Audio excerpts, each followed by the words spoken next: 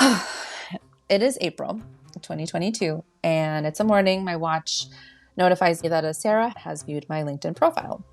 And the name sounds familiar, but I'm barely awake, so I don't think much of it, and I carry on with the day. But hours later, I'm waiting to get a COVID test when I get a text message, and it reads, Diana, I got your number from your resume on LinkedIn. My name is Sarah, and I'm an old student of. And like you, we had a relationship. I don't know the circumstances of your relationship with him, but it concerns me to see his behavior continue long after I knew him. I'm curious if you would be willing to talk to me about your experience. If not, I respect that. Sarah, I am at a loss of words, but also have so much to say. Yes, I would love to talk to you about this. Were you a student in Iowa? This is Diana. This is Sarah. And this is Blooming After Grooming.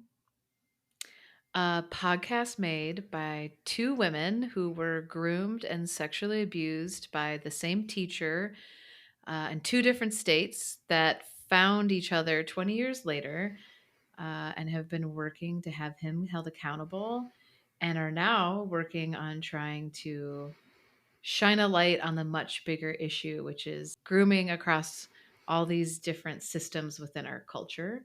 And we hope that you enjoy listening to us talk about all these crazy things and hopefully learn something and teach us something so that we can all maybe make the world a little less of a creepy place.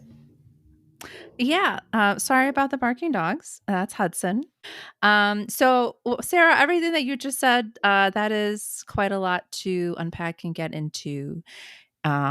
And we will certainly do that. But before we get into all of that, I think we should share a little bit more with listeners who are not our friends and family about who we are. So, can you talk a little bit about you? Who is Sarah?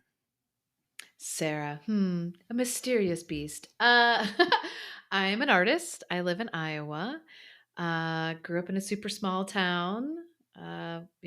Took a leap of faith, followed my passion, went to art school, uh, married to a great guy, live in a great town.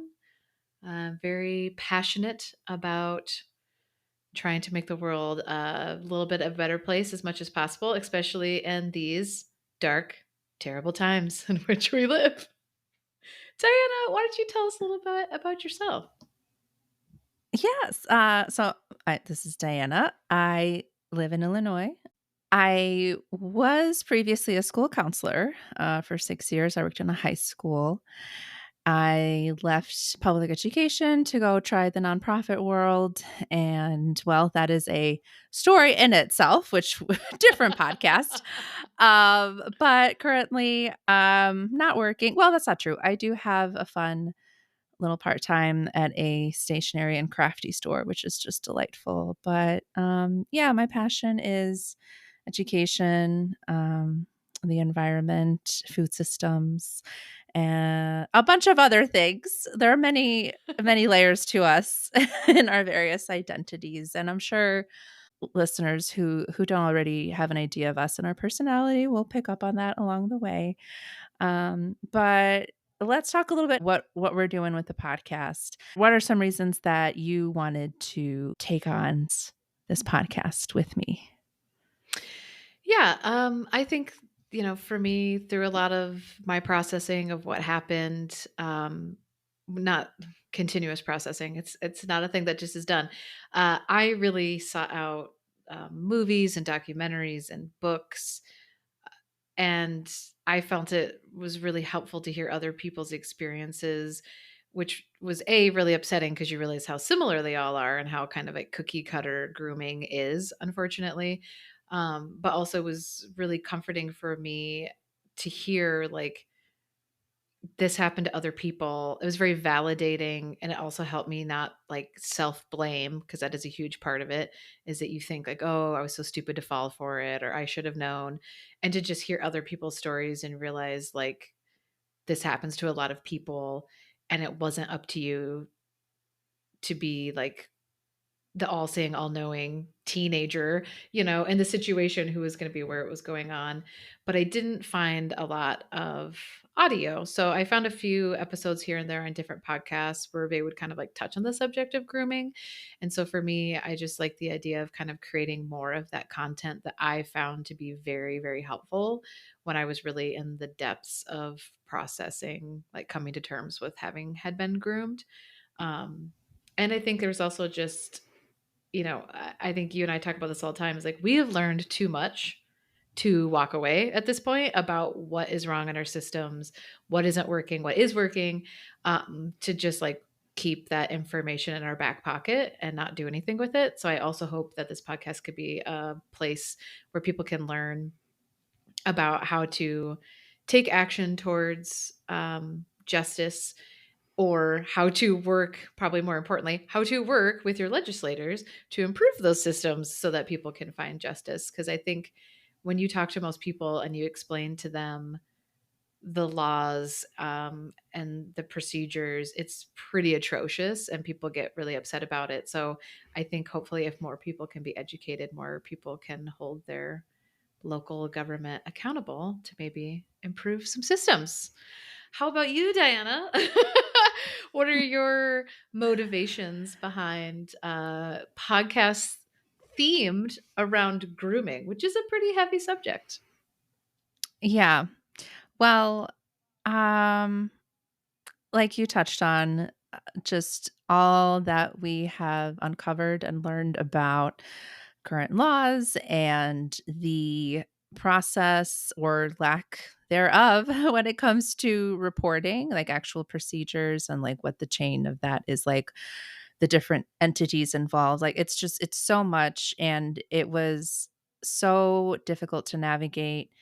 And yeah, I want to be able to share some of what we did learn along the way with other people who have gone through something similar, who have been let's just call it out, who have been groomed and sexually abused or coerced into a sexual relationship with someone in a position of authority. And sadly, yes, as we have learned going through this the last few years, there are too many people.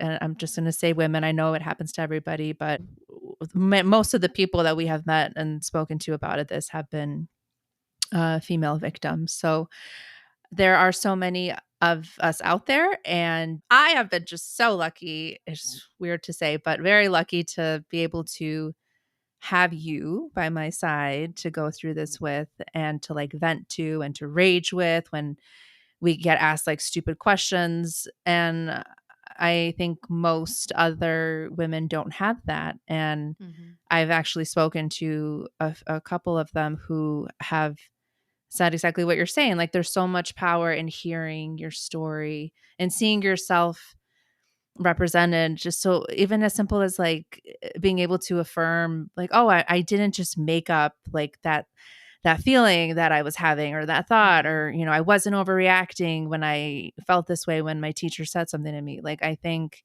in an ideal world, we would be able to just like know our truth and be confident in our truth. But right now, Yeah. it does help to hear your story reflected somewhere else so that you're not alone. And I hope that we can create a space, a community for people to feel heard, to feel validated, for anyone ready to explore maybe something that happened to them, that they can hear our experience of what that was like. Yeah, and I think it's a great point is the fact that like you and I didn't have to go through this process alone, and I don't know how many times I thought about that, especially when we were, going through the process of police reports and state board investigations and all these things, and just thinking like it was easy to stay motivated because there was another person involved, So like if there was a day where I was like, I don't have the energy for this, like my like, you know, big sister vibes would kick in and I'd be like, "Oh hell no, I got to do this for Diana," right? Whereas like when it's yourself, I think it'd be a lot easier to get tired and get run down and not keep pushing through. Because as we learned, like we had to jump through so many hoops, like so many hoops. And we were so lucky that we met the right people along the way that helped us. And not everybody is lucky enough to even do that, right? Just meet the right people who have the right connections that are willing to take the time to say, I don't have the answer for you, but this person might, right? I'm going to get you in connection with them. Like if we hadn't met some of those people and if we had not had each other, I can tell you right now, our abuser would still be in a classroom, hands down. Mhm. Like Yeah. he would be. And so I think that's a very good reminder of just there are a lot of people out there that have to go through this process alone. And, even if we don't know our listeners, we can in spirit be there with them throughout it with this podcast. Yeah, and you mentioned of people that we have been able to work with and speak with. Maybe, hopefully, we can get some of those people as guests on the podcast. So we've met some really, really cool people along the way. Mhm. Sarah, you even met Brooke Shields, and we cannot I afford her did. per diem, but Brooke, if you're you never listening, know. hi, friend. Yeah, remember Sarah? You saw her at a Taylor Swift concert. Yeah, I'm So sure I was the highlight of her night. yeah, so it's been a quite an interesting last few years. And we from that first text message exchange that listeners heard at the top of this intro episode, that was back in 2022. At the time of this recording, it is 20 early days of 2025. It's not great, but we will get Plot through. twist. It's terrible. God. So Oh, yeah, God. it's been a few years. And I know independently you and I have our own just journeys on how we both came to a place in our lives where we were ready to do this healing and processing. Yeah, and I think, that's something we'll definitely get into because I think it's something that, you know, took unlearning for us even, right? As survivors, right? Because there's words you use and there's language you use that your brain uses literally as a self-preservation tool, right? Like you tell yourself, I was in a relationship, I fell in love with, I, dated. None of those are accurate when you're talking about being groomed by an adult and an authority figure when you're a kid. Like, but that's your brain trying to protect you from the reality of what happened to you, right? Like, I was groomed and I was sexually abused. So I think even for survivors, it can take a while to kind of unlearn that language. But then I think when you flip that switch, it is like so jarring to be around other people that are still stuck in that mode because you're like, what the hell is wrong with you? Like, that's clearly not how you describe this situation. So I think that, yeah, we definitely want to get into that. We also want to get into, you know, the the culture side of it, like movies and music and TV shows and all these things that have represented it in a sexy way or a funny way. Um, and the implications that that has, right? Because that normalizes the behavior for the abuser and the abused and for the people around you. I mean, I know for myself, I had people make jokes about my quote unquote relationship, with my teacher years later. And it's like, you wouldn't do that to anybody else. You wouldn't make jokes about your friend being raped at a party, you know? But because it's Yeah. like, there's this perception that it's different because you weren't like physically forced to do something that it's like okay to make fun of. So like it's a complicated issue and it takes a lot of time to kind of unravel it. And it's something I think you and I are still always kind of stumbling over, right? Like you go back to rewatch something and you're like, God damn, like boo, there's this whole storyline I forgot about, or like, I can't enjoy this song anymore because you realize it's super creepy. Like, yeah, it totally changes the way you kind of view the world once you start doing that processing of really acknowledging what truly happened to you and you let that defense mechanism kind of let go. Yeah, and you touched on something that I'm really excited about, which is our Groom Scroll segment, where we will ingest some kind of pop culture artifact and talk about its depiction of abuse and what was problematic about it. Um, and you had mentioned that sometimes family, they say the wrong thing or make jokes even. The comment on like, "Oh, well, just because, like, you weren't forced," whether or not that constitutes as abuse or rape. Um, I I had a family member who kinda, like, did push back on that, like, whether or not, "Oh, so he forced you into doing something?" Like, for him, like, there was that kind of idea of abuse, which, as, we learned and we'll talk about, like, it's abuse is more often than not very silent. But Mhm. all that to say, can you talk a little bit about why this could be a good podcast for um, relatives or loved ones of someone who has been groomed uh, into a sexually abusive relationship? Yeah, thank you for asking that because I actually thought about that a minute ago. I was like, "Oh, we should talk about that." Yeah, I mean, I hope that other people listen to it besides survivors like you and I, because I do think hopefully it'll give them insight, right, into like the lived experience of other people around them because the statistics are terrible. Was it like 1 in 10 girls will have some kind of unwanted sexual advance from a school employee in their Yeah. like kindergarten through 12th grade or something. I think it's just 1 in And 10 that's just children. is it just 1 in 10 children? I think there was different statistics for boys and girls. Um, and clearly, like, we're talking very specifically about, like, our we were abused by a teacher, right? But there are so many other kinds of abuse and so many other kinds of systems. So, like, we're not trying to say this is the only kind that we'll ever talk about. But just to put a statistic out there, like, it is unfortunately super duper common. So even if this didn't happen to you, like, there is probably somebody in your life, a loved one, a friend, a coworker, or somebody that like has experienced something very similar, if not the same kind of experience. Um, and it could be hard, right, to know like how to relate to that person and that experience. And it's not one of those things that you can just call up your friend and be like, "Hey, can I ask you questions about the worst thing that's ever happened to you? Like, I'm really curious." So maybe this could be a way to kind of gain some perspective on the experience in a way that maybe is less invasive to the people around you. But that being said, this is just our lived experience. This is not, we do not speak for all people.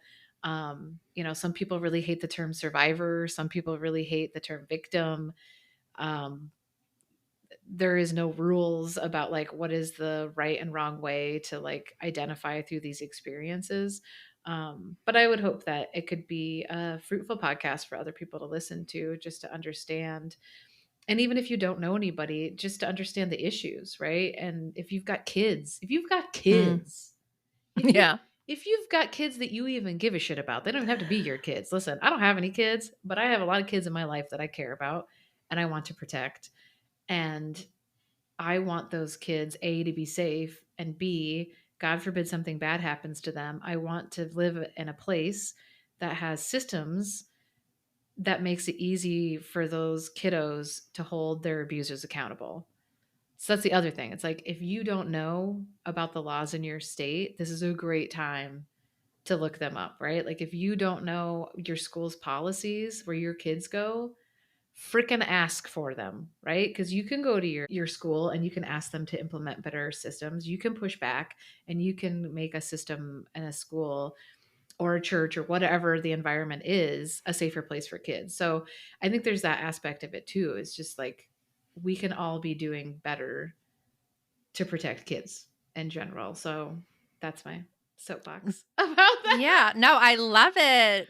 Testify. No, I love it. You hit so many good points there because yeah, this podcast, listen, we have a lot of rage inside of us. Righteously so. So there's going to be a lot of venting and like, what the fucks. But you know what? This podcast is called Blooming After Grooming, This is true. intentionally so, because there is life after terrible things. And sometimes a way to move through abuse and terrible things that happen to us is by pushing for change and being an advocate Mhm. for change. And in order to do that, you have to know and what's going on around you. So I love that you touched on that. And we will include some resources and simple calls to action that you could do if you are a parent, or if you have kids in your life that you care about. Do you want to talk a little bit more about our name, Blooming After Grooming, or just your general thought? You listeners, you will come to learn that Sarah is the more articulate one of the two. Oh And gosh. I just got the gift of gab, that's all. well, it is a gift because I was going to say another reason why I want to do this podcast is to improve on my gab skills and actually be able to form cohesive sentences. So, Sarah's going to be carrying this podcast for a good Oh, chunk of the first few sweet episodes. mamma jamma. Anyway, blooming after grooming. Yeah. Yeah, What no, about I it? mean, I think and so that's the thing. Is like I guess the other part I would like to say is like our goal here is to not make a bummer podcast about bummer things. Yeah, there is life afterwards and you can bloom. And I truly believe and this is something I've got a few people in my life who have suffered abuses that have not they have gotten to the point where they can talk about it with some people, but they have not gotten to a point where they are truly processing, you know, because it's not fun, right? It is not a, like when you go from self-preservation mode to straight on like I am looking into the depths of my abuse is not a fun process. You and I both know that. Like it gets darker before it gets light and you wade into a lake of shit. Essentially, it's what happens. And but what I keep trying to tell the people in my life that I know who are still standing at the shore of that shit lake, right, is it is so much better on the other side of that shore. It is so much better. Like the process of really acknowledging what happened to you, and that's going to look different for everybody. For us, it was finding each other, having our abuser held accountable, having him taken out of the classroom so he couldn't abuse anymore, trying to find justice. For some people, their abusers are dead, right? For some people, their abusers are in such a high position of power, they can't do anything about it, right? Ugh, Like, or they don't feel like they can because it's not safe. For yeah. some people, their abusers live in their fucking house, right? Like, our experience is not the only way that a person can process through it, but that doesn't mean that you can't acknowledge what happened to you, really feel the feelings, you know, try to work through that trauma, the physical trauma, the emotional trauma, the psychological trauma.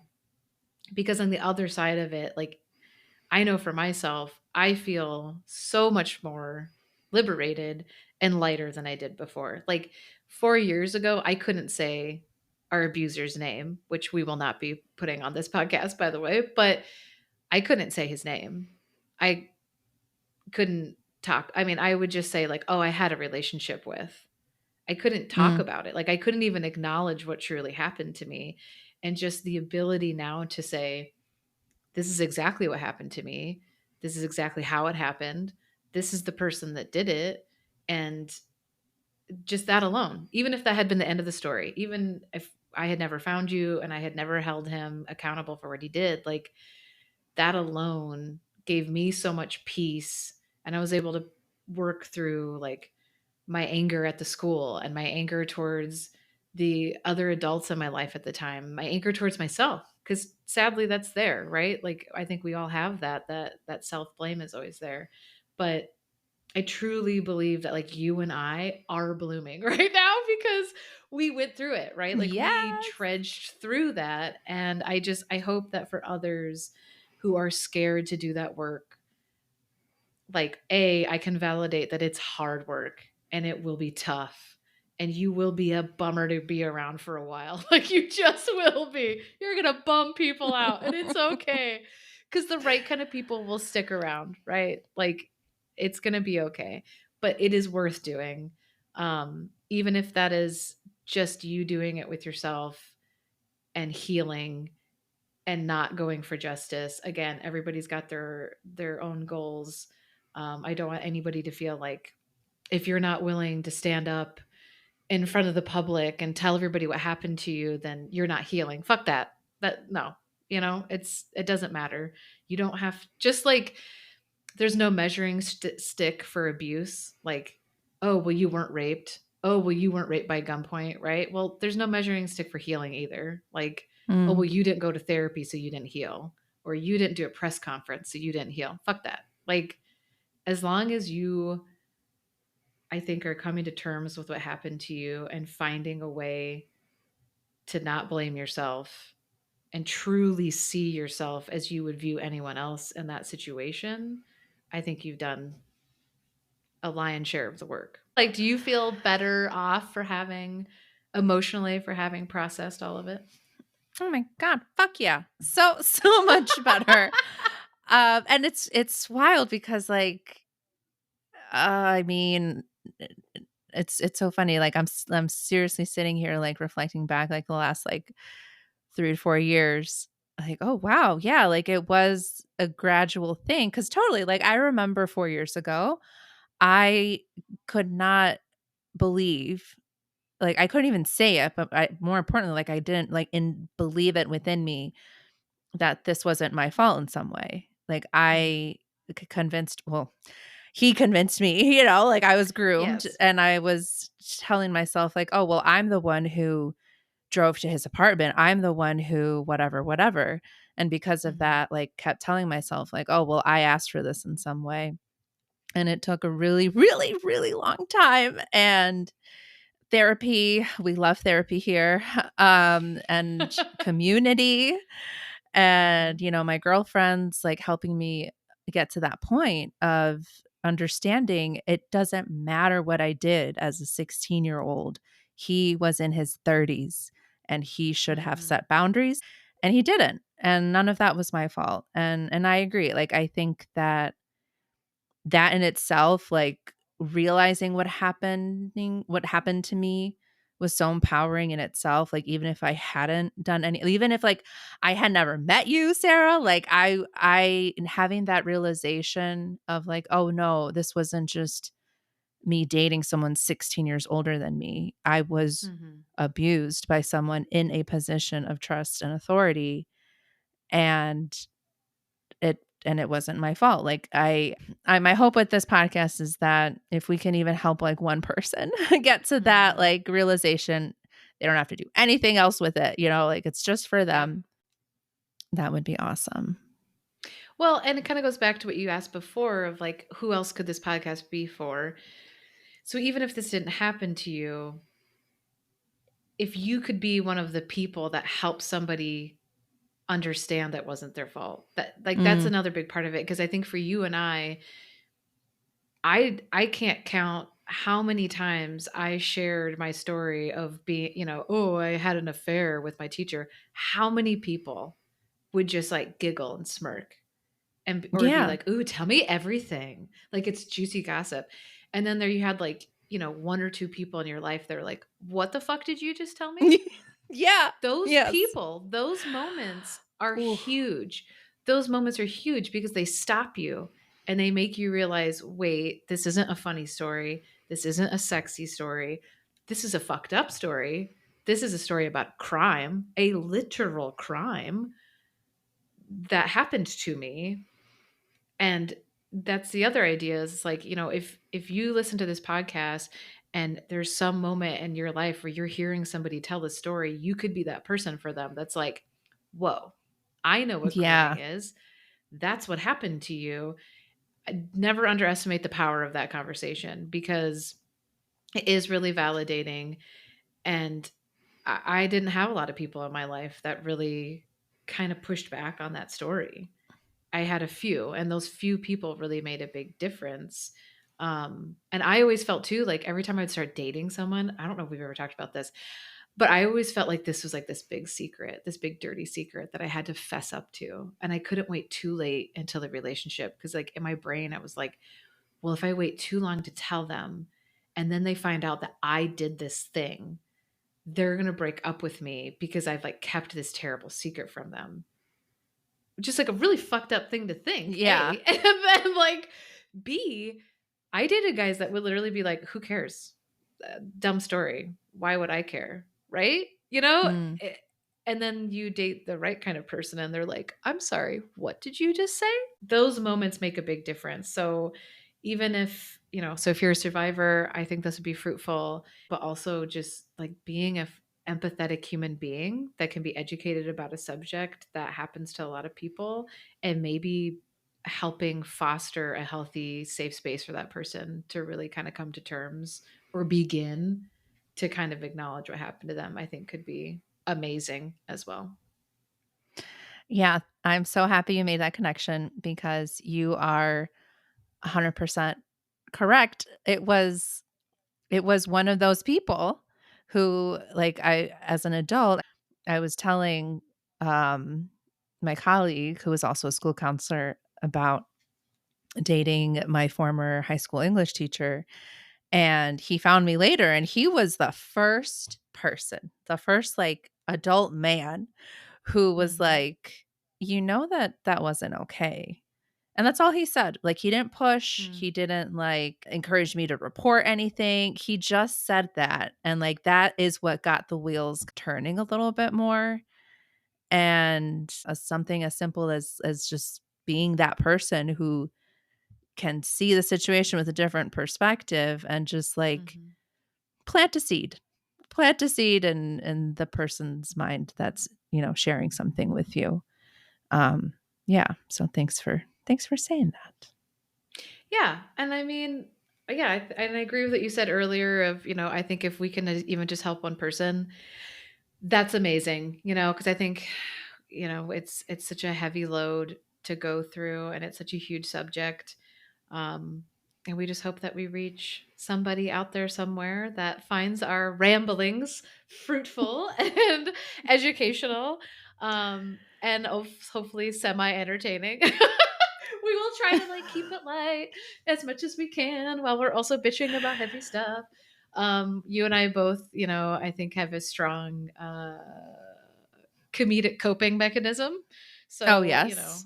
yeah, I think both have a pretty good sense of humor about things, even though things can get kind of heavy sometimes. But yeah, I just hope that people, learn something and learn a little bit about us. And hopefully we'll have some cool guests on and yeah, consume some Yeah. pop culture and get really pissed off about things and, ruin a bunch of movies for you so you can't enjoy them anymore.